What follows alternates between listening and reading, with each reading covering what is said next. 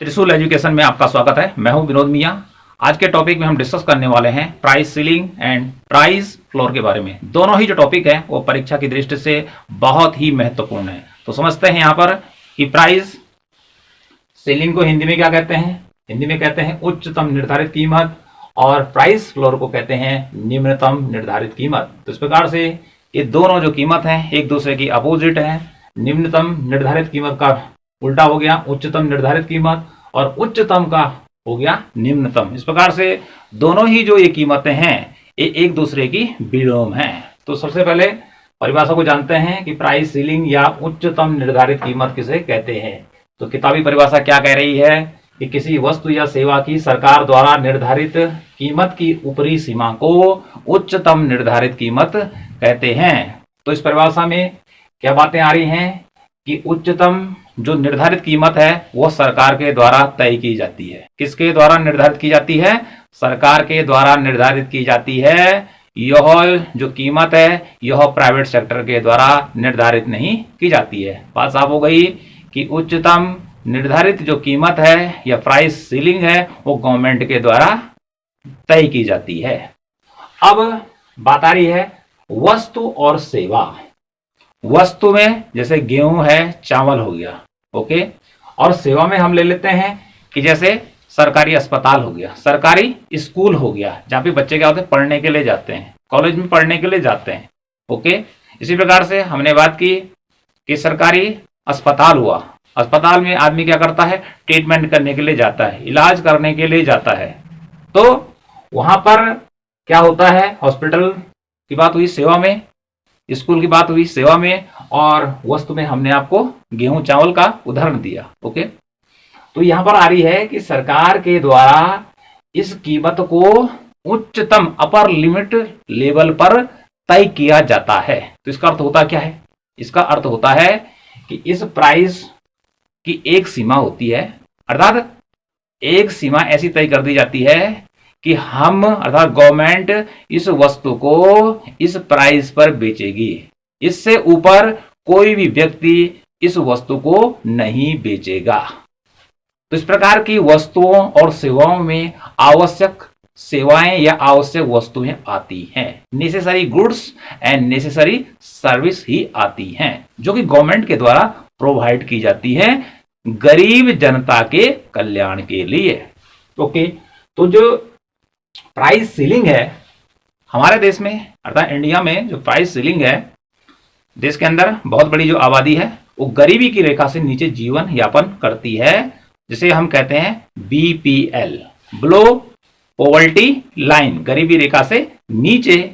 तो सरकार का दायित्व बनता है कि गरीबी की रेखा से नीचे जो लोग जीवन यापन कर रहे हैं उनको बाजार मूल्य से कम मूल्य पर गेहूं, चावल, मिट्टी का तेल, चीनी उपलब्ध कराया जाए कि जिससे कि वह अपनी न्यूनतम भोजन की आवश्यकता को पूरा कर सके, ओके। तो इस प्रकार से जो ये प्राइस सीलिंग होती है, यह जो होता है यहाँ पे मूल्य या कीमत वह बाजार मूल्य से कम सरकार के द्वारा रखा जाता है। जैसे बाजार में मोटा चावल 30 रुपए पर केजी चल रहा है, लेकिन वही चावल जो है सरकारी राशन की दुकान में 2.5 रुपए में सरकार लोगों को दे रही है, बीपीएल फैमिली को दे रही है। इसी प्रकार से गेहूं भी सस्ते दाम, अर्थात मार्केट में गेहूं का प्राइस ज्यादा है, लेकिन जो सरकार के द्वारा जो गवर्नमेंट की राशन की दुकान है वहां पर सस्ते में उपलब्ध कराया जा रहा है। इसी प्रकार से चीनी का भी है, ठीक है जी। तो इस प्रकार से कम प्राइस पर सरकार क्या करती है, वस्तुओं को या सेवाओं को क्या करती है कि जनता को देती है। अब सेवा क्या देती है, जैसे स्कूल है, सरकारी अस्पताल की बात की या स्कूल की बात की, तो सरकारी स्कूलों की जो फीस होती है बहुत ही कम होती है, ठीक है। 8 तक तो किसी प्रकार की फीस ही नहीं पड़ रही है, ठीक है, 1 से लेकर और 8 तक। लेकिन हम प्राइवेट स्कूल की बात करेंगे तो आप देख सकते हैं कि वहाँ फीस का ढांचा कितना ज्यादा है, तो गरीब आदमी तो वहां पढ़ा ही नहीं सकता है। इसी प्रकार से सरकारी अस्पताल में जो फीस है 5 रुपए में पर्चा बन रहा है, आप डॉक्टर को 5 रुपए में दिखा सकते हैं। यदि आप सरकारी अस्पताल से बाहर जाए प्राइवेट हॉस्पिटल में, तो आप जान सकते हैं कि एक डॉक्टर की मिनिमम जो फीस है एक छोटा सा शहर में वह 500 रुपया है। तो इसलिए जो आवश्यक वस्तु और सेवाएं हैं वो गवर्नमेंट के द्वारा जनता के कल्याण के लिए बाजार मूल्य से कम मूल्य पर प्रदान की जाती है अर्थात सस्ते में दी जाती हैं। और जो सरकार जिस प्राइस पर बेच रही है दुकानदार उस प्राइस से ऊपर नहीं बेच सकता है। उस प्राइस से ऊपर 2.5 रुपये तय कर दिया गवर्नमेंट ने कि चावल मिल रहा है 2 रुपये, आपको क्या मिल रहा है, गेहूं मिल रहा है सरकारी राशन की दुकान पे, तो दुकानदार उसको 10 या 2.5 से 3 नहीं कर सकता है। उसी प्राइस पर उच्चतम जो कीमत निर्धारित गवर्नमेंट ने की है उसी पर उपलब्ध कराया जाता है। वो भी किसको उपलब्ध कराया जाता है, बीपीएल फैमिली को उपलब्ध कराया जाता है जो कि गरीबी रेखा से नीचे जीवन यापन कर रहे हैं। ओके, इतनी बात तो क्लियर हो गई। तो अगले बात कर लेते हैं, दूसरा आता है प्राइस फ्लोर, निम्नतम निर्धारित कीमत। यह कीमत भी जो होती है सरकार के द्वारा ही तय की जाती है।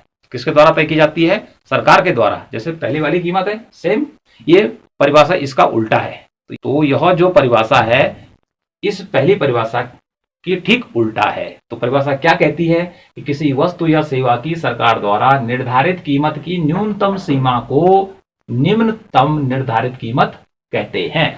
अब ये निम्नतम निर्धारित कीमत क्या होती है, निम्नतम निर्धारित कीमत भी क्या करती है, सरकार जनता के कल्याण के लिए ही करती है। जैसे हमारा देश में क्या है, मजदूरी की दर है, मजदूरी की दर जो है वह बाजार कीमत से ऊपर तय कर रखी गवर्नमेंट ने कि बाजार में यदि वेज चल रहा है 100 रुपए, एक व्यक्ति को दिहाड़ी मिल रही है 100 रुपये, तो 100 रुपये में अपना परिवार को नहीं चला सकता है, अपने को नहीं पाल सकता है।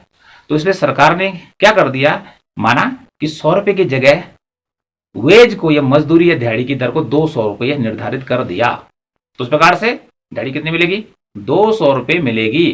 तो वह हो गई निम्नतम कीमत कि जिससे नीचे कोई लेबर को नहीं रखेगा, ठीक है, अपने यहाँ आदमी को नहीं रखेगा, उसको कम से कम 200 रुपये देना पड़ेगा जिससे कि वह अपना सामान्य जीवन यापन कर सके। अगला इसी में क्या आता है कि जब प्राइस, जैसे भारत में जो खाद्यान्न फसलें हैं उनका मार्केट जो प्राइस है वह या बाजार में जो संतुलन मूल्य है वो कम रहता है, तो किसानों को फायदा पहुंचाने के लिए कि जिससे उनको नुकसान न हो, तो ऐसे में सरकार क्या करती है कि बाजार मूल्य से अधिक मूल्य पर उनसे गेहूं, चावल, ठीक है, जैसे धान हो गया जिसको हम चावल कहते हैं, धान हो गया, गेहूं हो गया, इसी प्रकार से मक्का हो गया, चना हो गया, दालें हो गई, उनको खरीदती है, अर्थात महंगे दाम पर खरीदती हैं जबकि वह बाजार में सस्ती हैं। तो इस प्रकार से देखिए एक जगह सरकार क्या कर रही है कि सस्ते में बेच रही है और दूसरी जगह क्या कर रही है, ऊंचे प्राइस पर क्या कर रही है, ले रही है। तो भारत में क्या होता है कि निम्नतम निर्धारित कीमत पर सरकार क्या करती है, जो खाद्यान्न फसलें हैं उनको क्रय करने का काम करती है कि जिससे कि किसानों को लॉस ना हो, वो बेनिफिट में रहे। क्योंकि मार्केट प्राइस क्या रहता है, कम रहता है, तो मार्केट प्राइस से ऊपर का प्राइस उनको दिया जाता है कि माना मार्केट का प्राइस कितना है, 1000 कुंतल गेहूं का है तो उनको दे देगी 1500 रुपया, ठीक है, कि 500 रुपये एक्स्ट्रा दे दिया जिससे किसान को घाटा ना हो। तो इस प्रकार से ये आ गया हमारे पास price ceiling and price floor. अब इसको हम क्या करेंगे, डायग्राम पे समझेंगे कि ये तो परिभाषा है ही, परिभाषा को तो आना बहुत ही जरूरी है, लेकिन यदि हम इसको अभी डायग्राम पे समझेंगे तो और भी हमारे लिए आसान हो जाएगा। अगली बात क्या होती है कि इकोनॉमिक्स के अंदर सारा खेल जो चलता है वो डायग्राम का चलता है, रेखाओं का चलता है, ठीक है। तो रेखा चित्रों के बारे में भी जानकारी का होना हमें बहुत जरूरी है। तो यहाँ पे देखिए इस प्रकार से एक डायग्राम लेते हैं, ये हो गया वाई अक्ष, ये हो गया एक्स अक्ष, यहाँ पे लिखेंगे कीमत, ठीक है, और यहाँ पे लिखेंगे मात्रा।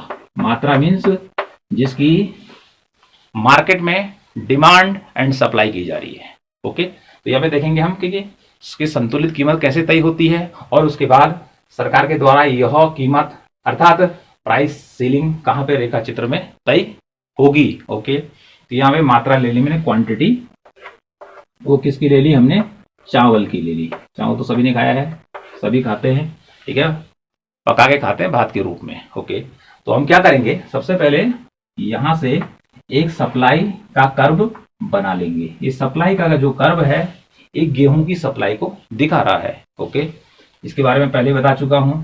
और दूसरा जो कर्व हमारा इस प्रकार से आएगा, यह गेहूं की मांग को दिखा रहा है। तो इस प्रकार से डिमांड कर्व और सप्लाई कर्व किसका, चावल का, जहां पर एक दूसरे को काटते हैं वहां पर क्या होता है, संतुलित कीमत बाजार में तय होती है। तो आपने क्या करना है, यहाँ पे एक रेखा डाउन कीजिए, यहाँ पे लिखिए क्यू फॉर क्वांटिटी, और यहां से इसको यहां मिलाइए, यहाँ पे लिखिए पी, और यहाँ पे आ गया पॉइंट किसका, इक्विलिब्रियम, ई लिख दीजिए कि ई बिंदु पर क्या हो रहा है, मांग वक्र और पूर्ति जो वक्र है एक दूसरे को काट रहे हैं। तो बाजार में मूल्य वहां पर तय होता है पूर्ण प्रतियोगिता में, परफेक्ट कंपटीशन में, कि जहां पर मांग और पूर्ति दोनों बराबर हो जाती है। तो रेखा चित्र में मांग और पूर्ति कहां बराबर हो रही है, ई बिंदु पर। अर्थात दूसरे रूप में हम उसको कैसे पढ़ सकते हैं कि यहां पर ओ क्यू, ठीक है, जहां पर मांग और पूर्ति क्या है, बराबर है, इक्वल है, वहां पे प्राइस डिक्लेयर हो रहा है मार्केट के अंदर ओपी। ठीक है, मांग पूर्ति ई बिंदु पर बराबर हो जा रही है। अर्थात नीचे उसको देखेंगे तो यहां पर चावल की मांग और पूर्ति कितनी हो गई, ओ क्यू है, तो कीमत तय हो गई ओपी। ये बॉक्स दिखाई दे रहा है इस प्रकार से, ये है। अब बात आ रही है कि प्राइस सीलिंग गवर्नमेंट कहां पे करेगी।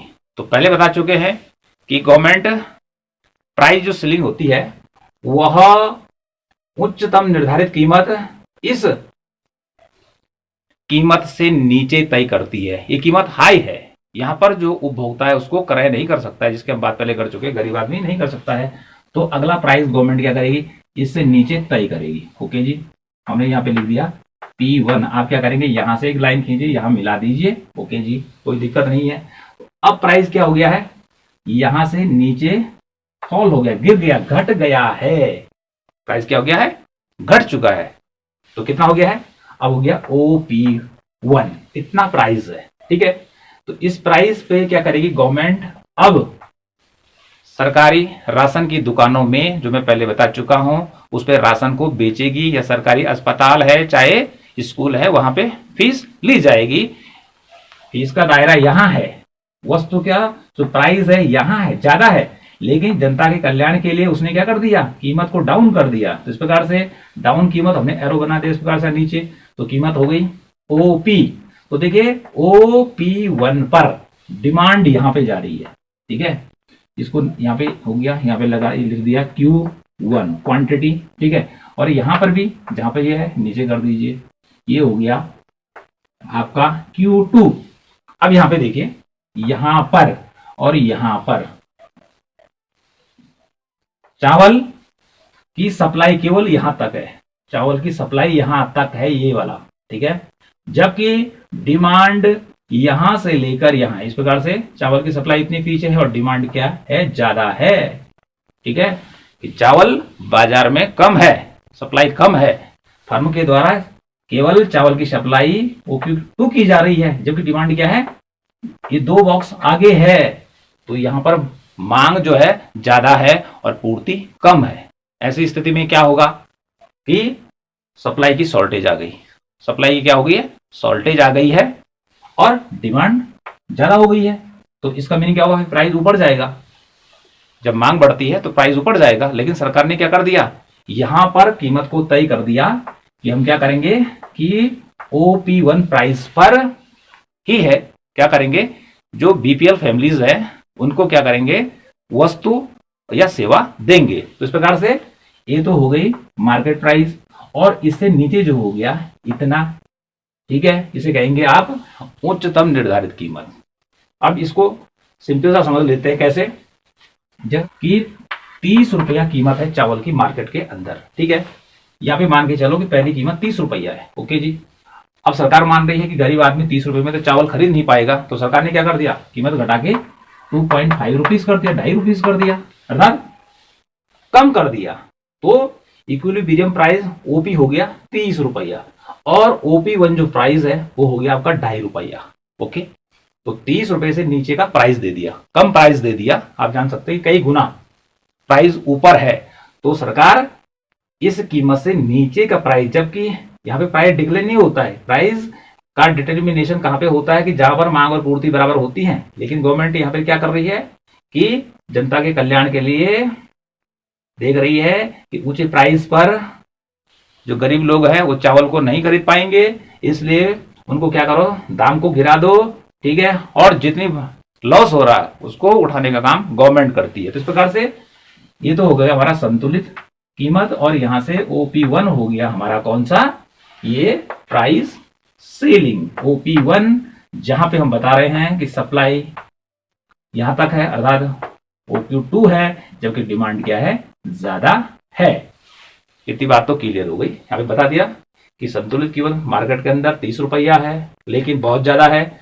सरकार देख रही है गरीब नहीं खरीद सकता है, सरकार ने BPL या PDS पब्लिक डिस्ट्रीब्यूशन सिस्टम लाया, सार्वजनिक वितरण प्रणाली लाई, और कम प्राइस में लोगों को अन्न उपलब्ध कराना शुरू कर दिया। ओके, तो इस प्रकार से ये हो गया सरकार का प्राइस, कंट्रोल प्राइस है, इसको कोई बढ़ा नहीं सकता है, ठीक है, बढ़ाएगा तो जेल जाएगा। इतनी बात तो क्लियर हो गई। रेखा चित्र पे दूसरा आता है हमारे पास कि प्राइस फ्लोर, ये ठीक इसका उल्टा है। इसको भी हम क्या करते हैं कि एक डायग्राम पर देख लेते हैं। सेम वही रहेगा, Y O X, X पे हम मात्रा लिखेंगे, क्वांटिटी किसकी, चावल की। देखते हैं कि चावल, इसको इंग्लिश में कहते हैं राइस, और यहाँ पे कीमत हमेशा जो आता है कीमत Y अक्ष पर ही आता है। यहाँ पे देखिए, पहले बता चुका हूं कि सबसे पहले हम यहाँ से सप्लाई का एक कर्व ड्रॉ करेंगे फ्री हैंड से। तो ये इस प्रकार से ये चावल की सप्लाई होगी, और यहां से इस प्रकार से एक हम डिमांड कर्व क्या करेंगे, ड्रॉ करेंगे, जहां पर एक दूसरे को काटेंगे। वहां पर क्या होता है, इस प्रकार से मिलाएंगे, यहां से मिला दीजिए, यहाँ पे P लिखिए, यहाँ पर Q लिखिए, और यहाँ पर E लिखिए। तो देखिए ये दोनों कर्व DD और SS एक दूसरे को क्या कर रहे हैं, E बिंदु पर काट रहे हैं। तो यहाँ पर जो प्राइस डिक्लेयर हो रहा है, निर्धारित हो रहा है मार्केट में, वो OP है, और उस समय गेहूं की मांग और पूर्ति क्या है, OQ है। तो ये तो संतुलित कीमत हो गई, ठीक है।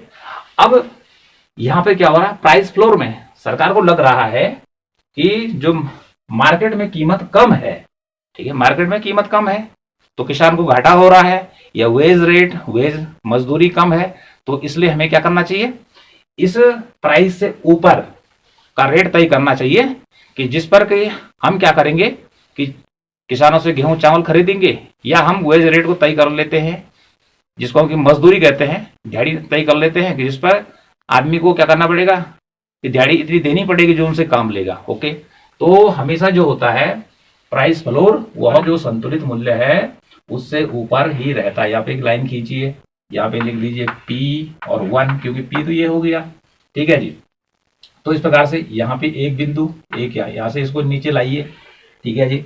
यहाँ पे लिख दीजिए Q1, Q1, यहाँ से नीचे लाइए इसको, ठीक है। यहाँ पे ये हो गया Q2। ओके, अब देखिए क्या स्थिति आ रही है। सरकार हम बता चुके हैं कि संतुलित कीमत तो E बिंदु पर है, कि जहां पर चावल की मांग और पूर्ति OQ है, अर्थात दोनों बराबर हो गई। लेकिन सरकार क्या कर रही है कि किसानों को, या जो हम कह रहे हैं मजदूरी की बात कर रहे हैं, तो यहाँ पे किसान को ही समझ लेते हैं कि सरकार देख रही है कि बाजार के अंदर प्राइस इतना डाउन है तो किसान को घाटा होगा, तो सरकार ऊंचे मूल्य पर, अर्थात ऊपर का प्राइस डिक्लेयर करेगी, अर्थात यहाँ P से P1, यहाँ पे एरो लगा दिया, इतना प्राइस क्या करेगी, निर्धारित कर लेगी, जिस प्राइस पर गवर्नमेंट किसानों से गेहूं चावल जो खरीदती है वो खरीदेगी।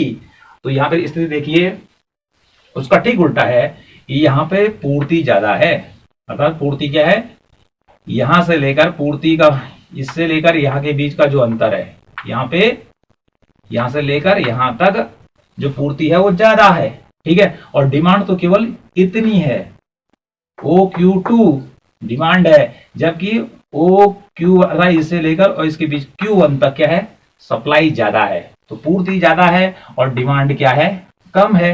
ऐसी स्थिति में क्या होगी, जो एक्स्ट्रा सप्लाई है, पूर्ति है, वो गवर्नमेंट क्या कर लेगी, खरीद लेगी ऊंचे दाम पर। किससे, किसानों से ऊंचे दाम पे खरीद लेगी, जिससे सप्लाई क्या हो जाएगी, कम हो जाएगी।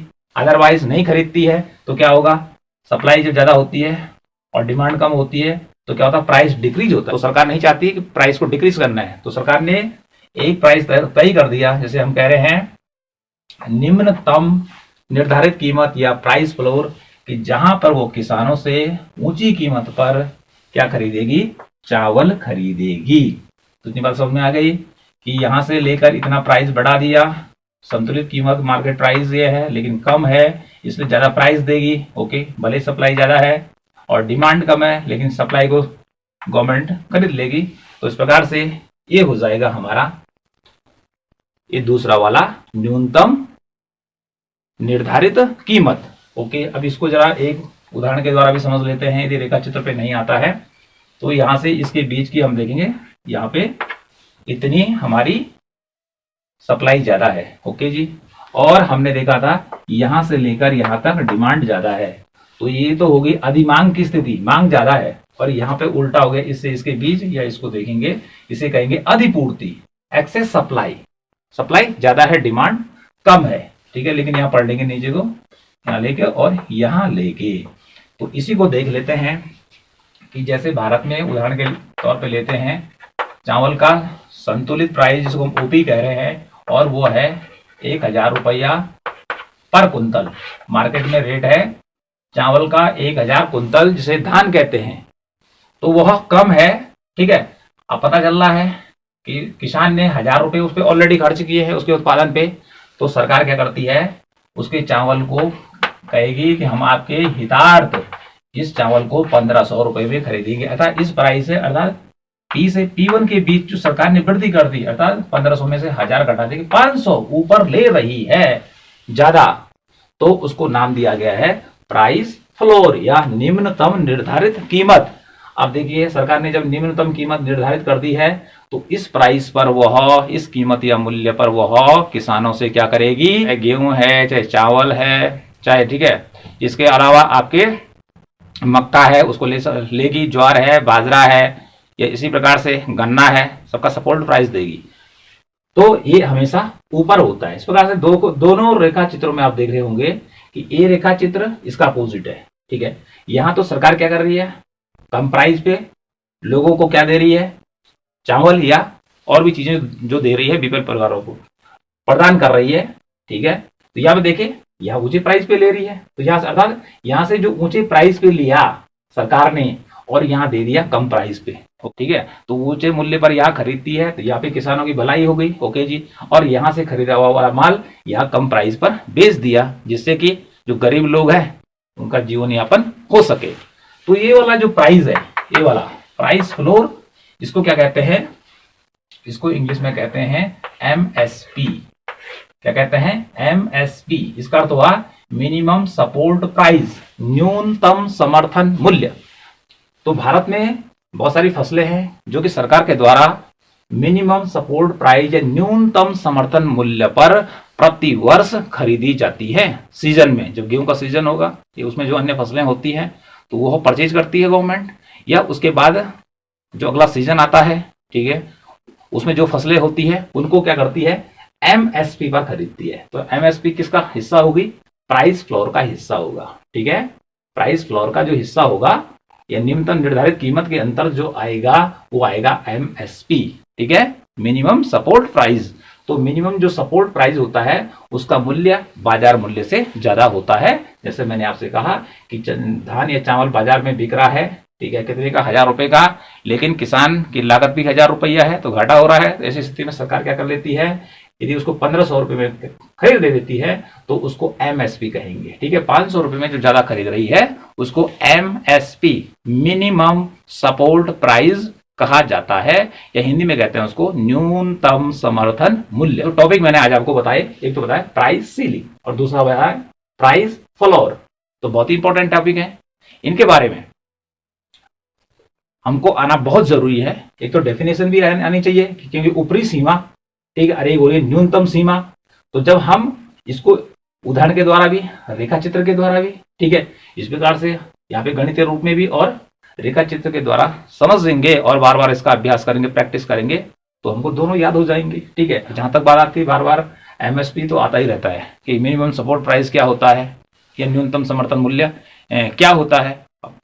क्या होता है ये तो ठीक है, इसका हमने फुल फॉर्म बता दिया कि न्यूनतम समर्थन मूल्य इसको कहते हैं, ठीक है, या मिनिमम सपोर्ट प्राइस इसको कहते हैं। लेकिन परिभाषा पूछ दी, परिभाषा भी हमको आ गई, लेकिन देती क्यों है सरकार, इसका उत्तर भी तो आना चाहिए हमें। ओके, इसी प्रकार से जो ये प्राइस सीलिंग है गवर्नमेंट इसको क्यों देती है, इसका उत्तर भी आना चाहिए, केवल परिभाषा नहीं आनी चाहिए। अर्थात उल्टा सुल्टा, अर्थात आपको चाहे उल्टा फेंको इसको, चाहे सुल्टा फेंको, दाया फेंको, बाया फेंको, हर प्रकार से आपको आ जाना चाहिए।